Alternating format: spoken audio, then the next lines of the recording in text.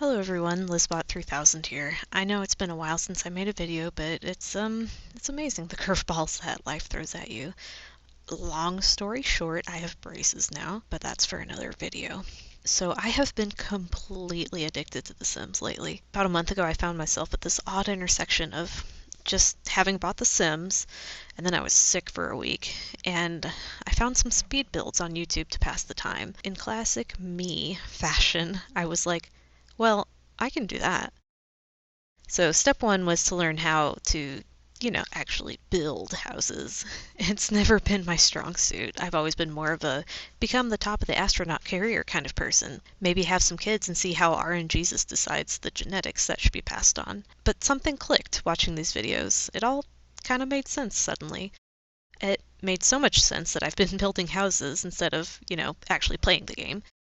But as I've said several times lately, there's no wrong way to play The Sims. Just do whatever makes you happy, Specifically, I'm in love with tiny houses. I love it. I love cramming so much stuff into a tiny space because not only is it satisfying to see it come together so fast, I love all the bonuses your Sims get for living in a literal tiny house.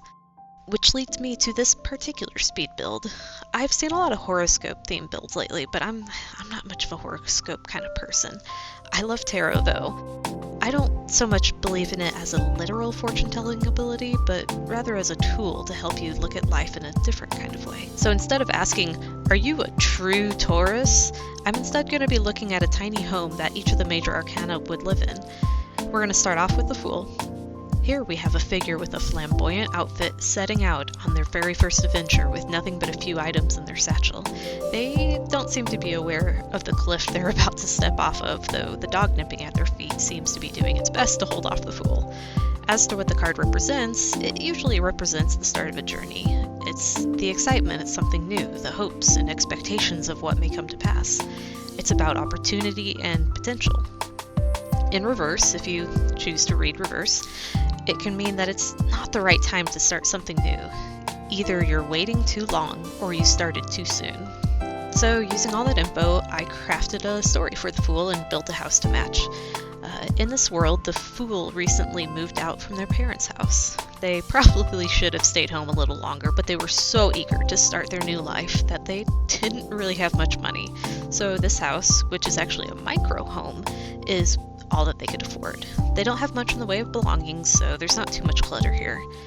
The outside is certainly a work in progress. It has a lot of potential, but for now it's a bit of a mess. When the Fool starts to really get their act together, they've got a lot of work in front of them, but for now, it's the start of a new phase in life. It was really important to me to keep this house as a starter house, so keeping it under 18,000 simoleons. The blue and yellow colors are a nod to the primary colors of the Rider-Waite-Smith card, and the cliffs of Henford-on-Bagley represent the cliffs and the mountains in the backgrounds of the card. You can find this house in the gallery on my handle, Lizbot3000, or by searching the hashtag Lizbot3000, and it's under the name The Fool's Starter Home.